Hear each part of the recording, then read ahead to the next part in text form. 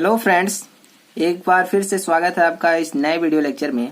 आज की इस वीडियो लेक्चर में हम लोग बात करने वाले हैं टोटल इंटरनल रिफ्लेक्शन के बारे में, क्योंकि जो हम लोग का सब्जेक्ट है ऑप्टिकल फाइबर कम्युनिकेशन, उसमें बहुत ही इंपॉर्टेंट टर्म आता है टोटल इंटरनल रिफ्लेक्शन, पूर्ण आंतरिक परावर्तन क्या होता है। ठीक है, तो आज का टॉपिक यही है, टोटल इंटरनल रिफ्लेक्शन क्या होता है। बहुत अच्छे तरीके से आपको समझ में आएगा, तो वीडियो को लास्ट तक देखिएगा। आपको बहुत सारा नॉलेज इस वीडियो लेक्चर में मिलने वाला है। तो सबसे पहले जानते हैं फिगर से।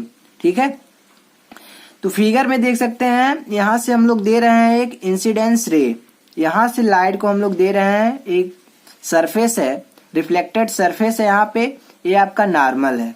ठीक है, अवलंब जिसको बोलते हैं। तो यहां से जैसे ही लाइट पड़ेगा सरफेस पे, तो यहां से क्या होगा, अपवर्तित होगा, अपवर्तित होकर के इधर से जाएगा। फिर दूसरा रे हम लोग देंगे, यहाँ पे फिर से पड़ेगा सरफेस पे, फिर से अपवर्तित होकर इधर से जाएगा। फिर से जो रे आएगा यहाँ पे आएगा, सरफेस पे पड़ेगा, फिर रिफ्लेक्ट होके इधर पे चला जाएगा।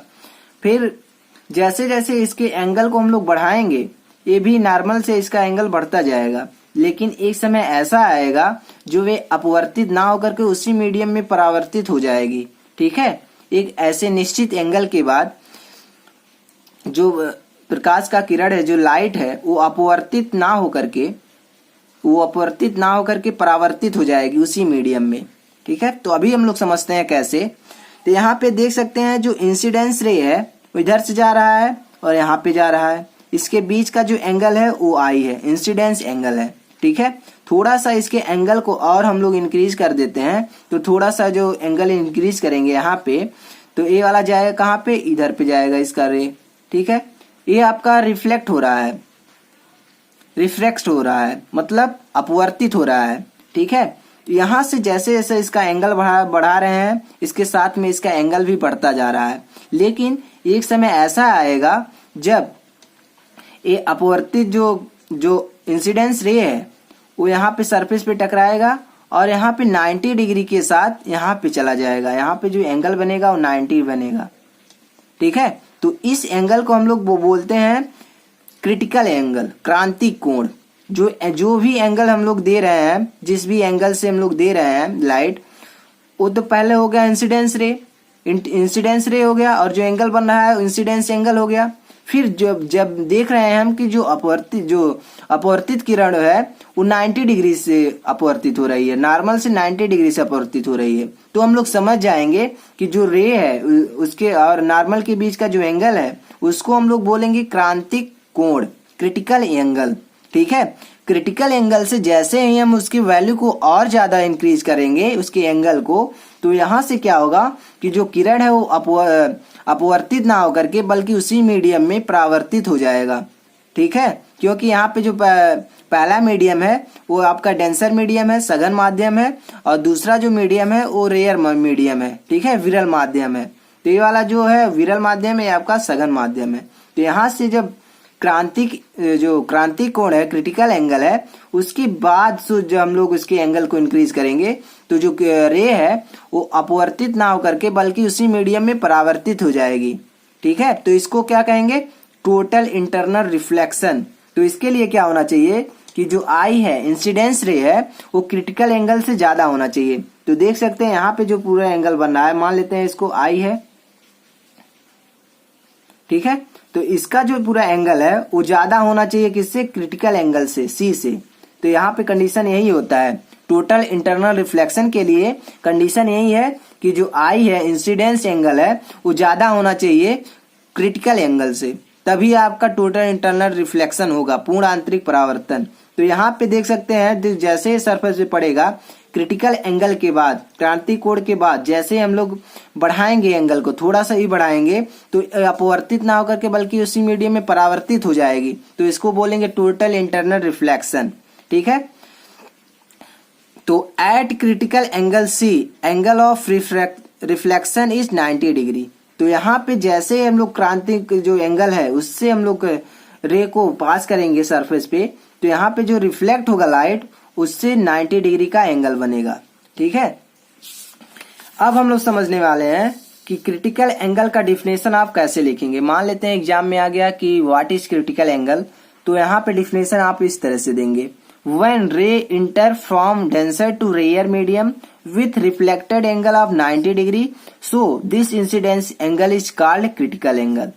तो कहने का मतलब वही है कि जैसे ही जो लाइट है, जो रे है, वो डेंसर मीडियम से रेयर मीडियम में, सघन माध्यम से विरल माध्यम में पास कर रही है, तो यहाँ पे जो रिफ्लेक्टेड एंगल है, जो परावर्तित किरण है, ठीक है, उसके बीच का जो एंगल बन रहा है, जो रिफ्लेक्टेड एंगल है, वो 90 डिग्री हो जाता है।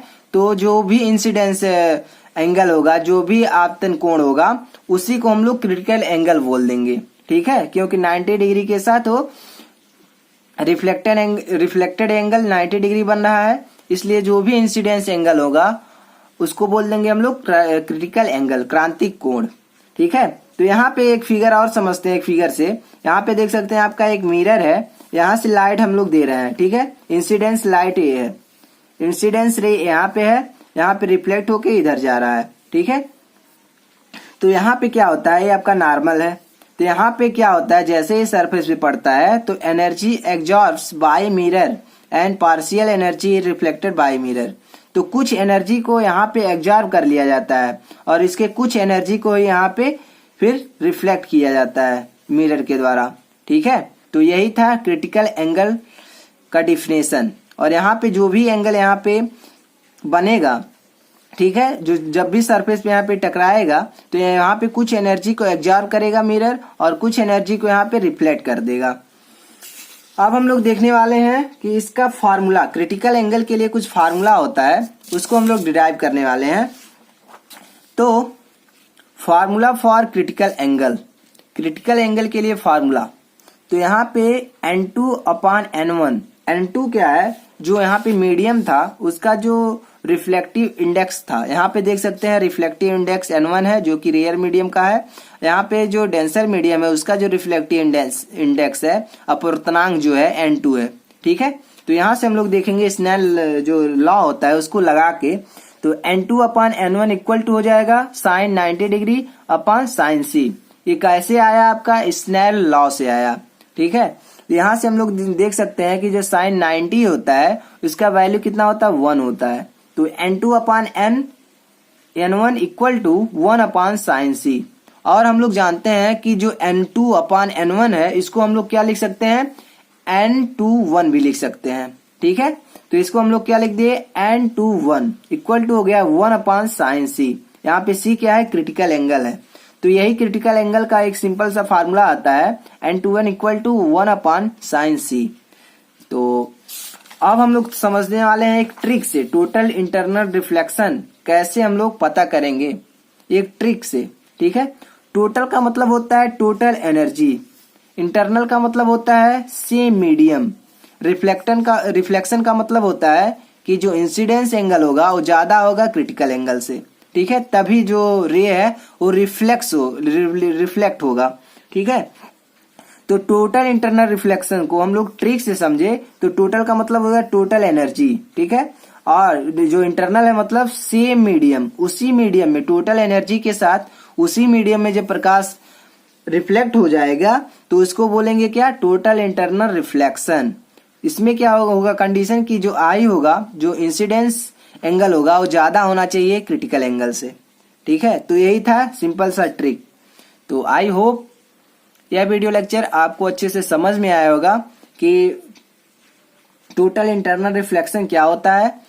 तो इसी तरह का वीडियो लेक्चर आगे भी आता रहेगा और जो ऑप्टिकल फाइबर कम्युनिकेशन है सब्जेक्ट, उसके सारे टॉपिक को हम लोग बारी बारी से कवर करने वाले हैं। तो वीडियो को पसंद आएगा तो वीडियो को लाइक कीजिएगा, चैनल पर नए होंगे तो चैनल को सब्सक्राइब कर लीजिएगा, क्योंकि इसी तरह का वीडियो लेक्चर आगे भी आता रहेगा। और हमारा कोशिश यही रहता है कि आपको कुछ ऐसा बताया जाए ताकि आपको नॉलेज भी हो और इसको एग्जाम में अच्छे से लिख भी पाए, ताकि आपको मार्क्स भी अच्छे मिले।